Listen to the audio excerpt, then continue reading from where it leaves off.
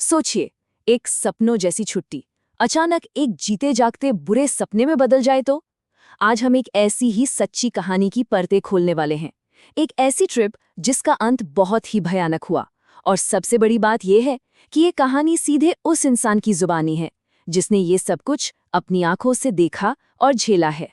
तो पहाड़ों में घूमते वक्त ऐसी कौन सी एक गलती हो सकती है जो आपकी पूरी छुट्टियों को एक बुरे सपने में बदल दे?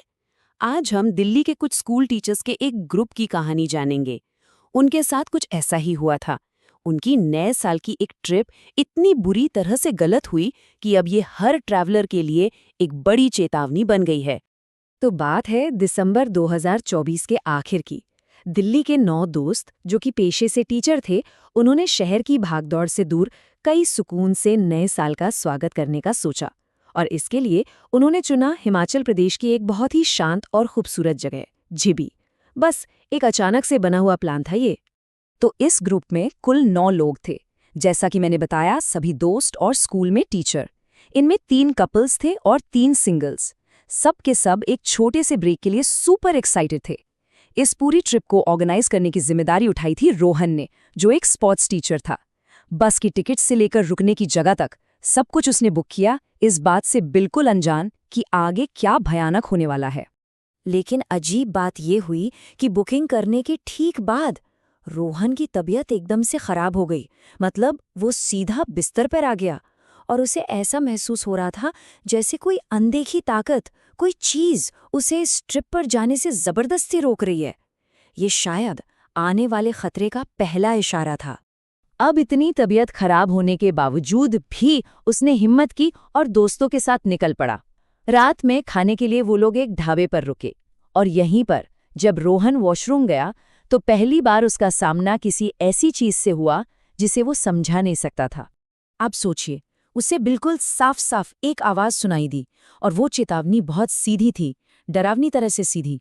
रोहन अंदर तक हिल गया था, लेकिन उसने सोचा कि शायद ये उसके मन का कोई वहम है और उसने ये बात किसी को नहीं बताई। और यही शायद उसकी एक बड़ी गलती थी। चलिए अब कहानी के उस हिस्से पर आते हैं जहां से चीजें सच में बिगड़ना शुरू हुईं। हुआ ये कि बस में ये लोग काफी तेज म्यूजिक चला रहे थे, जिसको लेकर एक बुजुर्ग महिला से इनकी थोड़ी बहस हो गई। और इसी बहस के बाद गुस्से में और फ्रस्ट्रेशन में इस ग्रुप ने एक बहुत ही गलत फैसला ले लिया। यही थी वो सबसे बड़ी गलती। रात के करीब 1 बज रहे थे और इन लोगों ने ड्राइवर से जिद पकड़ ली कि उन्हें वॉशरूम ब्रेक के लिए बस रोकनी है। और वो भी कहाँ, एक घने अंधेरे जंगल के बीच में। ड्राइवर, जो कि उस रास्ते को अच्छे से जानता था, बार बार मना करता रहा, लेकिन ग्रुप के प्रेशर के आगे उसे झुकना पड़ा। और वो लोग बस से एक ऐसी जगह उतर गए जहां उन्हें कभी नहीं उतरना चाहिए था। और उस जंगल वाली जगह से निकलने के कुछ ही मिनट बाद उस गलती का असर दिखना शुरू हो गया। चीजें बहुत तेजी से बिगड़ी और इसका पहला शिकार बनी ग्रुप की एक मेंबर, दीक्षा। दीक्षा अचानक अपनी सीट से उठी और उसी बुजुर्ग महिला को घूर घूर कर देखने लगी जिससे उनकी बहस हुई थी। उसका बर्ताव एकदम से अजीब और डरावना हो गया। उसके दोस्त कुछ समझ पाते, उसे बैठाने की कोशिश करते कि इससे पहले ही वो अचानक से जमीन पर गिर पड़ी। वो बस के फर्श पर गिरी हुई थी, सांस के लिए तड़प रही थी और अपने ही गले को नोच रही थी। ऐसा लग रहा था मानो कोई अनदेखी चीज उस पर हमला कर रही हो और वो उससे लड़ रही है। बस के अंदर पूरी तरह से पैनिक फैल चुका था। सब बेबस थे। ड्राइवर ने भी खतरे को भांप लिया था और उसने पहाड़ों के उन घुमावदार रास्तों पर बस रोकने से साफ मना कर दिया। और ये कोई पैनिक अटैक नहीं था, क्योंकि जब ये सब खत्म हुआ और दीक्षा थोड़ी संभली तो उसने अपने दोस्तों को अपनी गर्दन दिखाई और उसकी गर्दन पर 4 उंगलियों के एकदम साफ लाल निशान थे, जैसे किसी ने सच में उसका गला घोटने की कोशिश की हो। ये इस बात का पक्का सबूत था कि जो भी हुआ वो असली था। अब किसी तरह ग्रुप ने इस घटना को पीछे छोड़कर अपनी ट्रिप बचाने की सोची। लेकिन जब वो लोग झिबी में अपने होटल के ड्रॉप ऑफ पॉइंट पर पहुंचे तो उनका सामना एक ऐसी चीज से हुआ जो और भी ज्यादा डरावनी और कंफ्यूजिंग थी। हुआ ये कि रोहन, जो स्पोर्ट्स टीचर था, फ्रेश होने के लिए पहाड़ी पर बने होटल की तरफ चला गया। उसे गए मुश्किल से 10-12 मिनट हुए होंगे, लेकिन उसके दोस्तों ने जो देखा उस पर यकीन करना नामुमकिन है। उन्होंने देखा कि रोहन का एक हूबहू हमशक्ल, मतलब उसका डबल, कहीं से आया, उन्हें पूरी तरह इग्नोर करते हुए भागा और पास की एक चट्टान से सीधे खाई में कूद गया।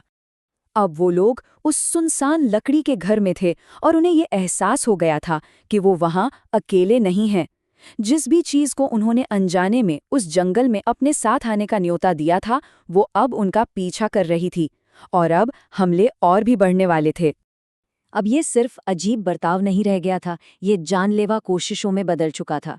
एक बार फिर दीक्षा की आवाज पूरी तरह बदल गई और वो मैं मरने जा रही हूँ चिल्लाते हुए पास की एक नहर में कूदने के लिए भागी।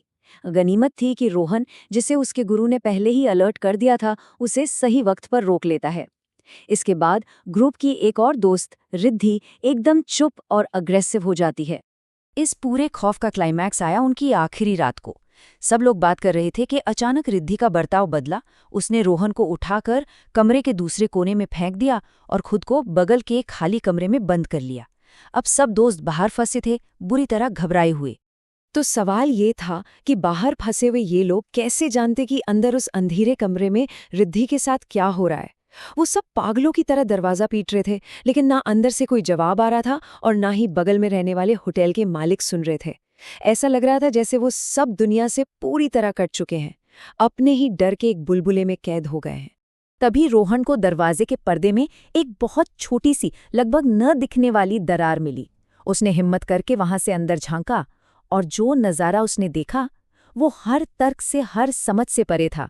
उनका सबसे बुरा डर सच साबित हो रहा था। अंदर रिद्धि दीवार पर सीधी ऊपर की तरफ खिसक रही थी, उसके पैर हवा में झूल रहे थे। जैसा रोहन ने बाद में बताया, ऐसा लग रहा था मानो कोई अनदेखी ताकत उसे बालों से पकड़कर ऊपर खींच रही हो। पूरी तरह हताश होकर रोहन ने तुरंत अपने गुरु को वीडियो कॉल किया ताकि वो उन्हें ये भयानक मंजर लाइव दिखा सके। कहते हैं कि गुरुजी के फोन पर ही कुछ करने के बाद रिद्धि धड़ाम से फर्श पर आ गिरी। जैसे ही सुबह हुई, ग्रुप ने वहां एक पल भी नहीं गंवाया और उस होटल से सीधे भाग निकले।